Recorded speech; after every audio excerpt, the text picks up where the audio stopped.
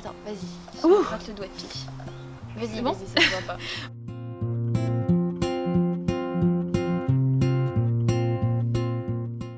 Bonjour à tous, je vous retrouve aujourd'hui avec Christelle alias Le Canari pour une vidéo assez particulière puisque nous allons vous parler de nos deux formations que nous avons suivies pour devenir entraîneur ou coach sportif afin de vous faire du sport, du running, du fitness, bref, que vous soyez actifs.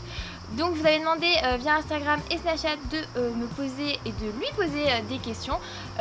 Aujourd'hui dans cette vidéo on va y répondre, donc c'est parti pour une petite foire aux questions pour vous montrer les différences et les points communs de ces deux formations. Donc on va commencer tout d'abord par présenter nos deux formations différentes. Donc moi je parle d'une formation mais c'est en fait un cursus universitaire puisque j'ai réintégré le cursus STAPS. Puisque comme vous le savez ce sont vraiment des études orientées sur la science du sport, tout ce qui est éducation physique et sportive. Personnellement, je n'ai pas recommencé le cursus en première année. J'ai directement intégré la licence 3 puisque j'avais déjà, moi personnellement, une formation jusqu'en Master 2. J'ai pu donc valider des acquis et ça c'est très important à le savoir puisque vous n'êtes pas forcé de revenir en L1 ou en L2. Vous pouvez intégrer la L3. Après, ça dépendra vraiment des acquis que vous avez fait et des précédentes études. Parce que par exemple, si vous avez fait des études de psychologie, que vous n'avez jamais fait de sport de votre vie, intégrer la L3 ça sera assez difficile. Ils vous enverront peut-être plutôt en L2 ou en L1, donc voilà, ça dépend vraiment de votre parcours.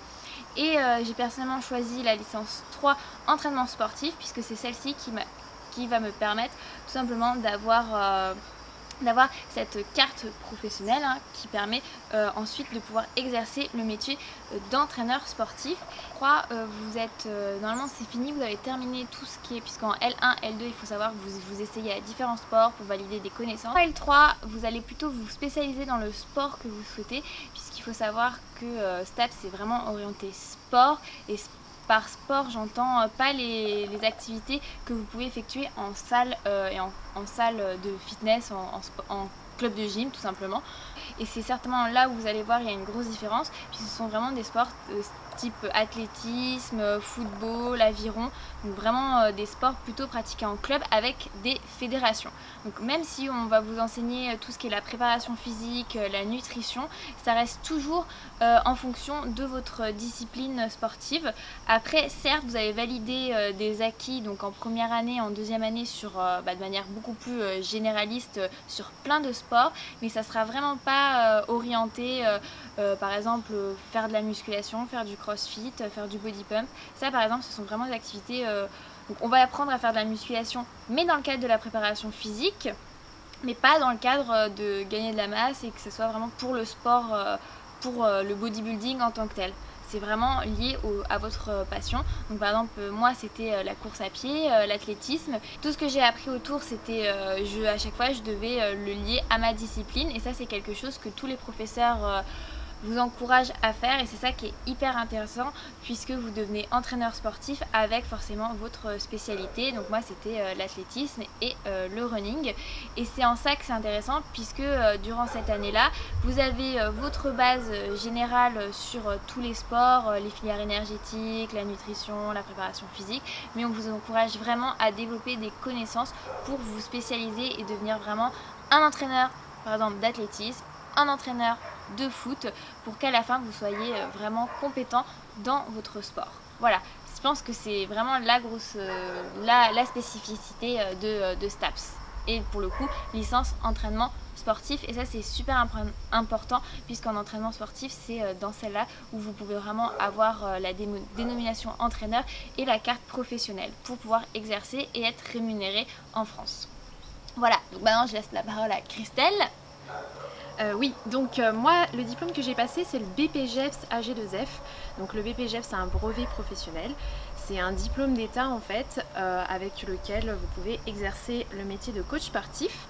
Il faut savoir, la première chose c'est que vous n'avez pas besoin d'avoir le bac pour passer ce brevet professionnel. Oui parce qu'en L1, L2 vu que c'est un cursus universitaire vous êtes obligé d'avoir le bac par exemple. Voilà. Et donc du coup, c'est un diplôme qui est délivré au bout d'une année de formation que j'ai suivi l'année dernière du coup. AG2F, ça veut dire activité gymnique de la forme et de la force. Donc en fait, elle est composée de 2 mentions. Vous avez la mention C, mention cours collectif, et la mention D, musculation, haltères, en plateau, etc. Enfin, je vous passe le truc qui est long comme ça. Donc du coup, la mention C, ça vous permet de prendre en charge un public, en l'occurrence des cours collectifs, donc c'est au-delà de 2 personnes, donc de prendre en charge ces groupes et de leur délivrer des cours de fitness. Donc voilà, ça peut être plein de choses, hein, mais on reste très basique pendant l'année de formation, donc c'est des cours d'abdos fessiers, des cours de renforcement musculaire, des cours de cycling, j'en faisais beaucoup. Et avec la mention D, là ça va prendre plutôt la partie coaching, donc là on va vraiment étudier les filières énergétiques, pareil, hein, tout ce qui est physiologie, anatomie, et apprendre comment le corps réagit pendant l'entraînement. Donc voilà, et là ça vous permet d'être coach, donc de pouvoir coacher et de délivrer un programme à la fin. Alors comme le disait Anne, la différence, c'est que nous, la plupart du temps, on travaille dans des clubs de remise en forme. Et que là, on est là dans un objectif soit esthétique, soit dans un objectif de préparation physique. Mais c'est un petit peu plus rare. Les personnes qui viennent généralement on sont déjà dans un club. Et voilà. Donc nous, on est vraiment plus dans la préparation physique générale, on va l'appeler ça comme ça, dans la remise en forme, etc. Donc voilà, je pense que... Ouais, je suis d'accord avec ce que tu dis, puisque nous on est plus dans la préparation physique spécifique, puisque c'est dans le cadre d'un sport et on fait pas, voilà, c'est pas pour l'esthétisme, c'est vraiment par exemple pour préparer un marathon, on va vous faire la préparation physique pour ce marathon. Je pense que l'autre plus grosse différence, c'est que en tous les cas, pour devenir entraîneur sportif, donc avoir cette dénomination, vous devez passer par 3 ans d'études, puisque c'est pas le cas pour le BPGEPS. Puisque en STAPS vous devez avoir une licence 1, une licence 2, une licence 3, donc c'est 3 années d'études et même moi si j'ai pu intégrer la licence 3 c'est en tous les cas parce que j'avais déjà fait des études précédemment qui m'ont permis de valider ces acquis, donc ça je pense que c'est une grosse différence. Et personnellement ce que je dirais aussi c'est que c'est des études en cursus universitaire, donc avec des personnes qui ont choisi de suivre ce cursus universitaire juste après leur bac. Donc vous allez c'est peut-être plus difficile de pouvoir retourner à l'université si vous avez, je pense, passé un certain âge, puisqu'il faut savoir que le cursus STAPS est de plus en plus demandé et maintenant en France ils ont le droit de refuser des dossiers. Donc ils vont forcément faire passer les bacheliers avant vous, d'autant plus si vous avez par exemple 30-35 ans et déjà un métier, c'est plus difficile. Et moi je sais que ça a été un peu délicat de faire comprendre à l'université, moi j'étais dépendante de l'université de Créteil, que même si j'avais déjà un bac plus 5, pourquoi ils prendraient un bac plus 5 dans leurs études alors qu'ils pourraient prendre un bachelier qui pour l'instant n'avait aucune formation. Donc ça c'est peut-être un obstacle pour la reprise d'études, mais si vous par exemple vous êtes en première ou en terminale, c'est peut-être le moment d'y penser, à savoir que STAPS sont vraiment des études hyper intéressantes dans le sport, autant théorique que pratique. Et donc toi Christelle? Alors moi oui, donc la particularité du BPGEPS c'est qu'il y a beaucoup de reconversions dont je fais partie, donc des reconversions professionnelles, et donc on voit des personnes de tout âge, de tous âges, de tous horizons. on voit des personnes de tous les âges dans les classes. Donc moi j'avais une personne de 45 ans dans ma classe qui était en reconversion comme moi, et aussi j'avais des personnes qui sortaient du baccalauréat, mais c'est vrai que c'est un peu plus rare.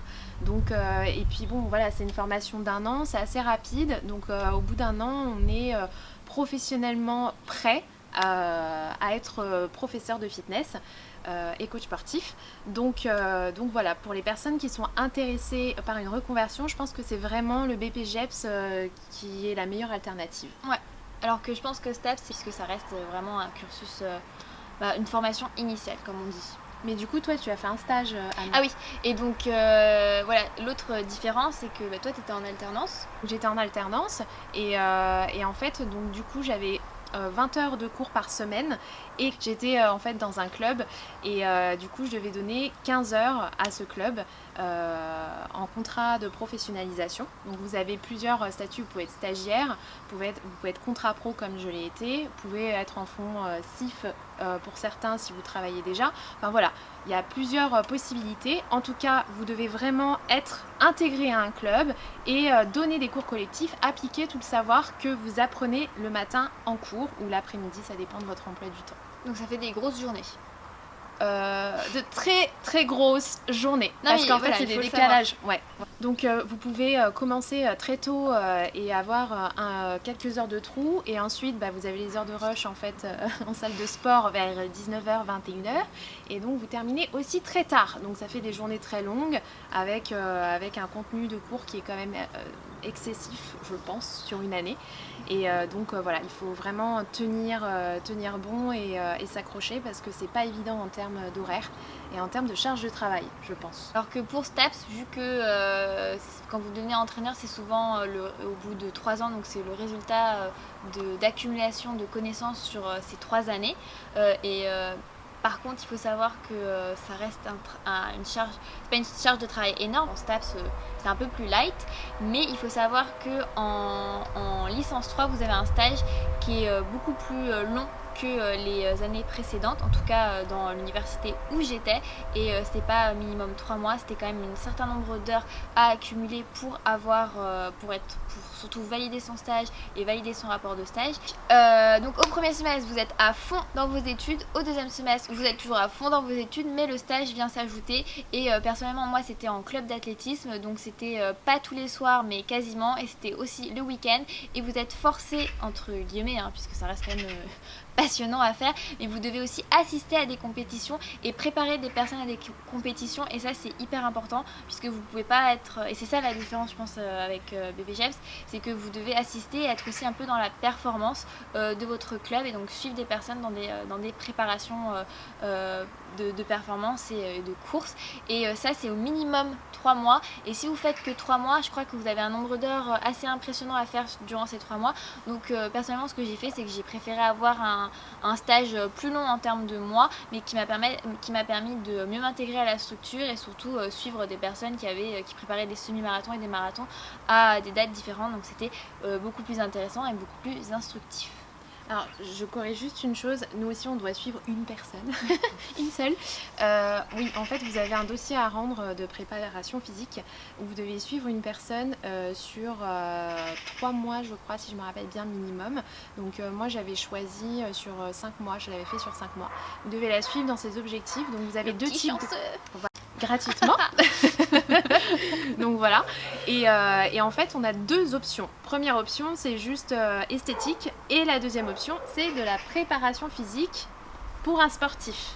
Moi j'avais pas oui, on le fait aussi. Moi j'avais choisi esthétisme, parce que c'est vrai que c'est plus difficile de rencontrer un sportif dans une salle de remise en forme, bien qu'il y en ait quand même. Et donc voilà, donc vous pouvez aussi suivre un sportif ou une personne qui désire se remettre au sport pendant votre formation, et c'est primordial je pense pour la qualité de votre formation.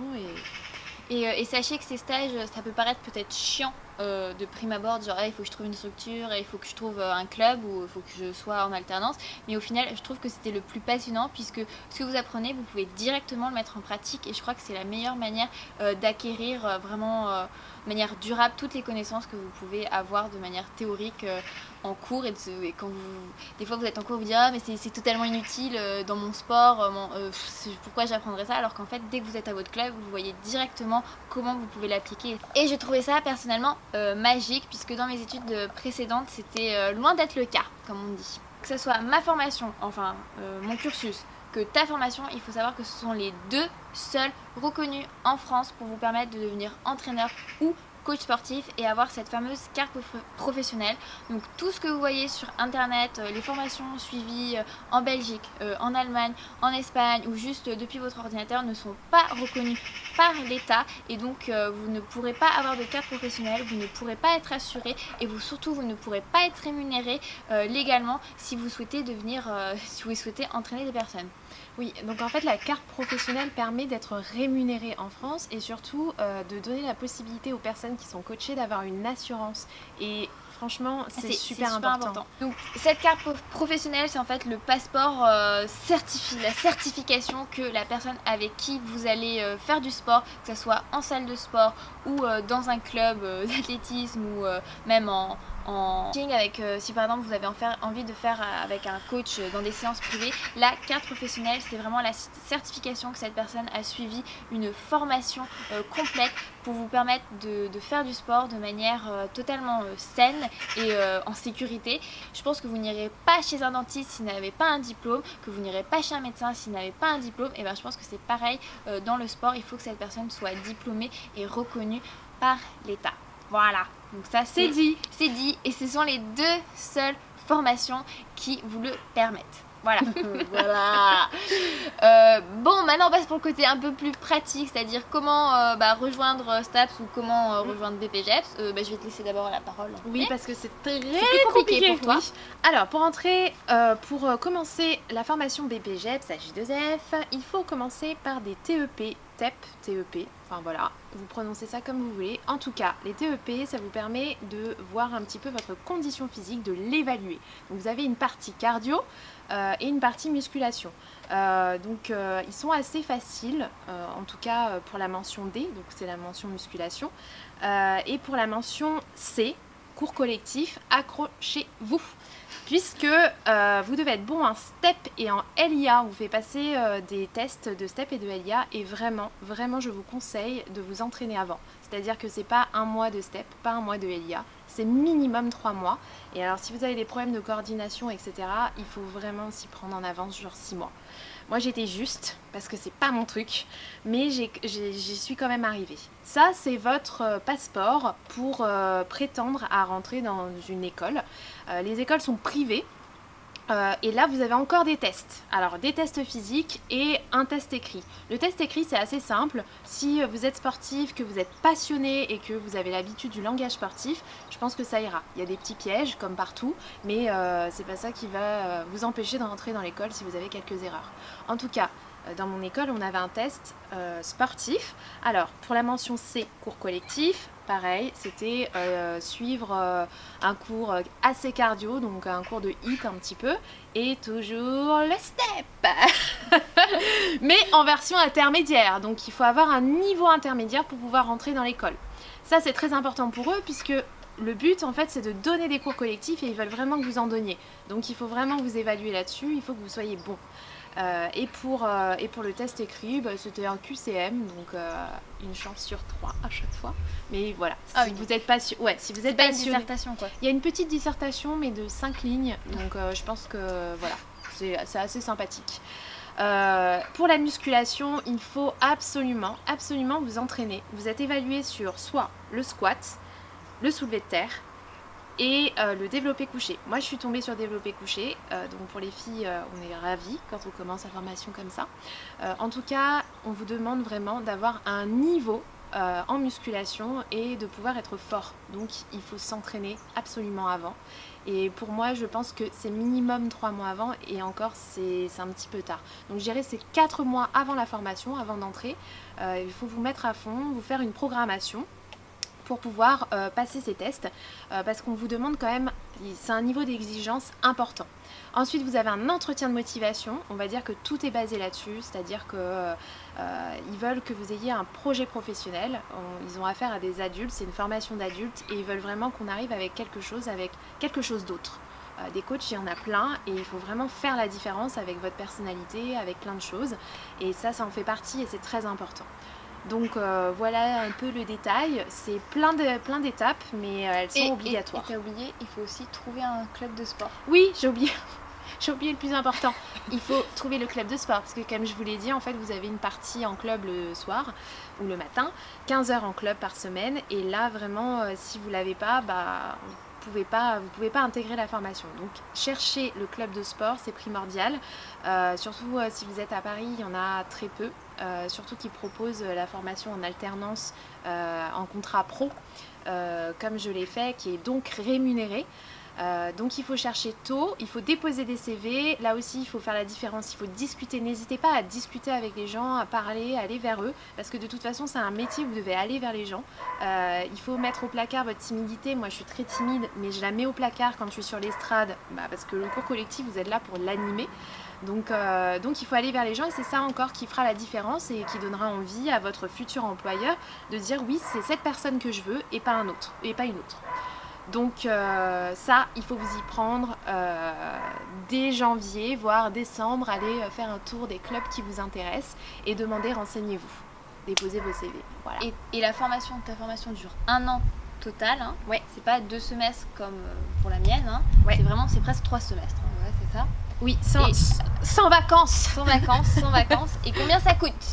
Alors, combien ça coûte ? Tout dépend des écoles. En tout cas, ce sont des écoles privées, comme je vous l'ai dit précédemment. Donc, ça veut dire que c'est payant.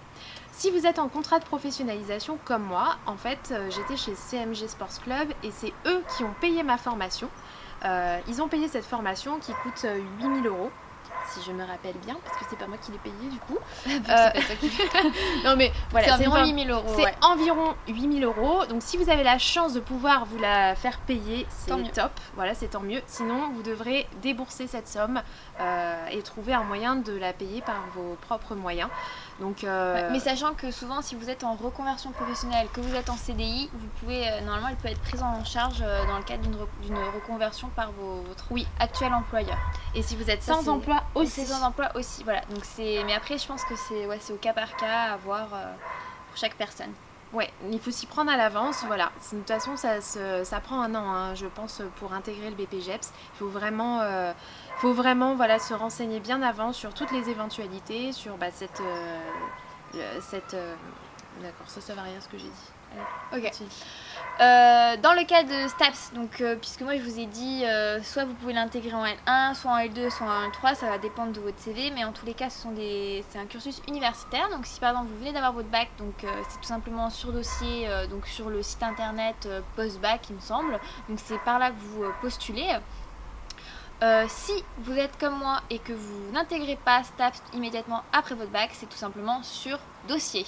Et donc autant vous dire que même si c'est STAPS, on a toujours le stéréotype de ces études un peu, c'est pour les sportifs, ils sont débiles. Ce n'est pas du tout le cas. Il faut être archi motivé, puisque en plus tous les cours théoriques, anatomiques, il y a une pratique sportive assez intense, puisque vous testez, je crois, tous les sports possibles et inimaginables, que ce soit natation, gymnastique. Ça va vraiment, la première année et la deuxième année, il faut vraiment être très sportif et vraiment s'accrocher, puisque si vous êtes blessé, si vous ne pouvez pas passer une épreuve sportive, c'est rattrapage, et si vous êtes toujours blessé au rattrapage, ça ne passe pas tout simplement. Donc je pense que c'est L1 et L2, ce sont vraiment des passages assez intenses de ce cursus, puisqu'il faut vraiment être aussi bien là pour les connaissances que physiquement. En L3, c'est terminé, vous n'avez plus de pratique au partiel, j'ai envie de dire, mais vous avez un stage. Mais en tous les cas, il faut vraiment garder son niveau de sportif. Vous ne pouvez pas vous consacrer à vos études, il faut vraiment rester actif et avoir un très bon niveau. Et c'est même tant mieux si vous continuez les compétitions, puisque vous avez vraiment un meilleur aperçu de ce qu'est le monde professionnel du sport. En termes de coûts, eh bien c'est tout simplement le coût, ça varie je pense en fonction des universités, mais c'est vraiment juste l'inscription à l'université plus votre sécurité sociale d'étudiante. Donc il me semble que c'est à peu près entre 400 et 600 € en fonction de votre université. Si vous êtes boursier, je crois que c'est juste 6 €, même pas. Donc la bourse c'est pareil, c'est en fonction de vos revenus, et pareil, si vous êtes en reprise d'études, ça ne passera pas, vous ne pourrez certainement pas être boursier, et même si vous êtes en reprise d'études, ça sera même un peu plus cher pour vous puisque vous êtes adulte et pas étudiant. Donc ça sera encore une autre histoire, mais globalement c'est quand même beaucoup moins cher que le BPGEPS, mais vous risquez peut-être de ne pas faire 1 an, mais 2 voire 3 ans pour devenir entraîneur sportif. Vraiment être sportif pour intégrer cette formation, puisqu'il y a ce cursus, parce qu'il y a vraiment du sport tout le temps, hein, ça ne s'arrête pas. Effectivement, en L3 vous n'en avez pas en pratique universitaire, mais vous avez quand même le stage où il faut savoir suivre, puisqu'il faut entraîner et s'entraîner. Donc c'est pour les passionnés de sport et sportifs.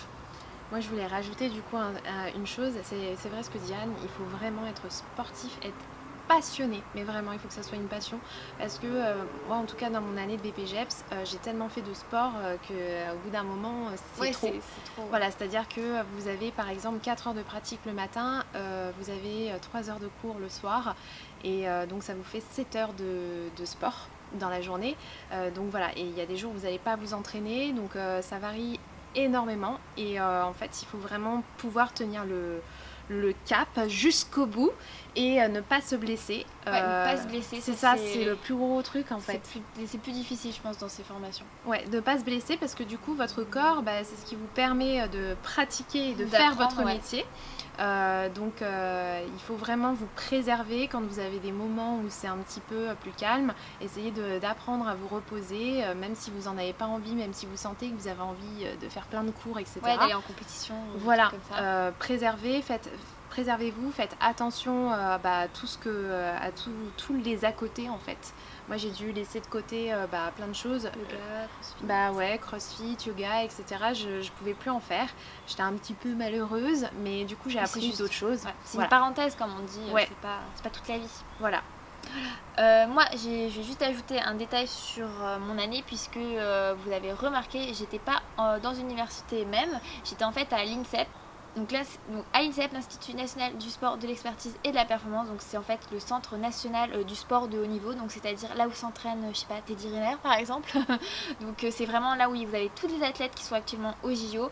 Il y en a une grande partie qui vient s'entraîner directement à l'INSEP, donc c'est un peu le Graal, je pense, de toute personne qui souhaite devenir un jour entraîneur. Je pense que c'est le meilleur endroit pour passer sa licence 3 STAPS. Donc il faut savoir que dans des sportifs de niveau, il y a des personnes comme vous et moi qui ont entre 20, 21, 24 ans, bref, sportifs de haut niveau qui suivent par exemple le cursus STAPS et l'État facilite les choses en leur permettant de rester dans le campus de l'INSEP et en fait ce sont les profs qui viennent à eux. Sauf que pour qu'une classe soit entre guillemets rentable, ils sont obligés entre guillemets d'accueillir des étudiants externes, donc c'est moi par exemple, sur dossier pour compléter ces classes, pour que les professeurs ne viennent pas pour rien, mais pas pour enseigner que à 2 personnes, mais pour enseigner quand même à une classe de 20 personnes. Donc c'est à chaque fois, donc c'est à peu près je pense 40% de sportifs de niveau, 60% d'étudiants externes et c'est franchement d'être au contact de sportifs de niveau c'est encore plus intéressant et surtout les professeurs que nous avons à l'INSEP souvent sont, c'est pas la crème de la crème mais presque puisque l'INSEP c'est aussi le lieu de recherche sur le sport, je crois c'est aussi un endroit pour la recherche du sport et donc on a vraiment des professeurs qui sont passionnés par ce qu'ils font et qui sont je pense à la pointe de la recherche dans le sport, que ce soit dans la performance. Et on a la chance, quand vous faites cette licence 3 ou ce M1, puisque ça va en L1, L2, L3, M1 et M2, vous pouvez les faire en partenariat avec l'INSEP. Et il faut savoir que c'est quand même passionnant et c'est encore plus intéressant, je pense, que de l'avoir fait peut-être dans une autre université où vous êtes noyé un peu dans la masse des étudiants. Et j'ai eu cette chance puisque la classe était que de 20. Ça, c'était vraiment une chance. Et il faut savoir que c'est tous les étudiants de France qui peuvent postuler à ces classes et je vous conseille vraiment de le faire si vous êtes en L1, en L2 ou en L3 de postuler à Créteil en précisant donc que c'est pour intégrer la promotion INSEP de le faire puisque c'est vraiment hyper intéressant puisque vous vous formez directement dans la salle de musculation par exemple des escrimeurs, donc c'est passionnant, vous voyez la piscine, la piste d'athlétisme où il y a des athlètes, des futurs médaillés au JO, c'est hyper intéressant, c'est hyper passionnant et je vous encourage vraiment si vous avez l'occasion de pouvoir postuler, d'en profiter et de le faire puisque c'est un an assez magique. Voilà. Alors pour finir, je pense que moi vous avez compris que le terme magique et passionnant revient souvent, mais donc le plus intéressant ça serait de revenir je pense sur le ressenti de cette année de formation. Je te laisse commencer. Ouais. Mon ressenti sur la formation, je pense que le BPGEP, ça m'a changé. En un an, j'ai l'impression d'avoir plus appris que dans toutes mes années d'études. Auparavant, j'en avais fait beaucoup d'études. Et non, mais c'est vrai que là, j'ai appris à me découvrir, donc autant physiquement, puisque il y avait des choses voilà, dont je ne me pensais pas capable, et que des défis que j'ai pu relever pendant cette année, et aussi surtout psychologiquement. Je pense que j'ai appris à mettre de côté ma timidité. Je suis une grosse timide, je pense que ça se voit un petit peu. J'ai appris à devenir une autre personne devant, quand je suis sur l'estrade, pendant le cours. Ça m'a appris à connaître un petit peu mieux toutes les personnes, tous les pratiquants. Le sport, c'est ça, c'est du partage, c'est avancer, c'est parfois reculer, avoir l'impression qu'on n'évolue plus, c'est s'entraider, enfin c'est plein de choses, voilà. Et voilà, ça représente bien les valeurs humaines. Et maintenant, j'ai l'impression de faire du bien autour de moi. Et c'est vraiment un métier, voilà, c'est le métier que je voulais. Je voulais faire du bien. J'ai l'impression que c'est le bon métier pour faire du bien.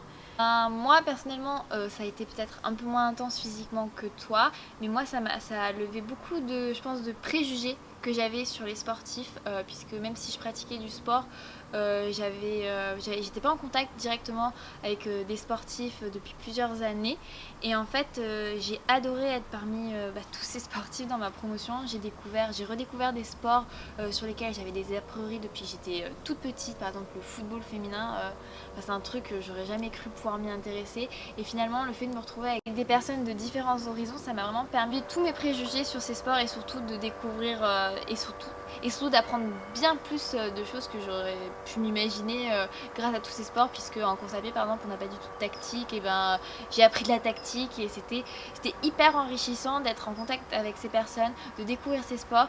C'était passionnant, et en fait j'ai vraiment découvert des études que je regrette de ne pas avoir fait avant, et je me suis dit, même si j'ai adoré les études que j'avais fait précédemment, donc Sciences Po, être partie à l'étranger, je me dis franchement STAPS c'est exactement ce qu'il me fallait, puisque j'ai appris énormément en termes de connaissances, de théorie, et je vois vraiment comment maintenant je peux amener des personnes à réaliser peut-être leurs rêves physiquement, à leur faire du bien, et leur amener du bien-être dans leur pratique sportive, tout ça vraiment en leur permettant d'évoluer physiquement, en se faisant du bien, et surtout en prenant du plaisir dans un sport qu'ils aiment, et en transmettant ma passion. Et je crois que cette formation m'a vraiment permis de me donner ces capacités, de me donner confiance, et surtout de me prouver qu'en fait c'était exactement ce qui me manquait, c'est exactement ce qu'il me fallait.